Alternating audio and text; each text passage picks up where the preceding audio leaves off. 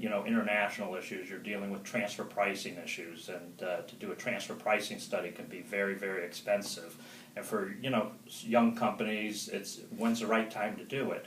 But it's having a reasonable methodology that you're applied to make sure that you're not going to be, get yourself in a lot of troubles, and making sure that you're consulting with whether it be the other country, whether it be Israel or Japan or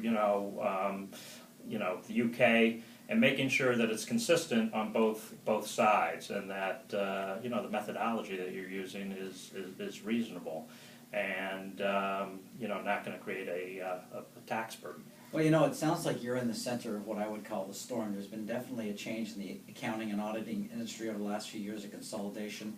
A lot of national players moving down market, a lot of smaller firms moving down market, a lot of acquisitions. Here you're in the middle of all this, you're still surviving, you're growing, you're working for some of these big four. What's your perspective on what's going on in the market? Well, the market's been actually, particularly for our clients in the high-tech industry, biotechnology, telecommunications, medical device companies, has been pretty strong.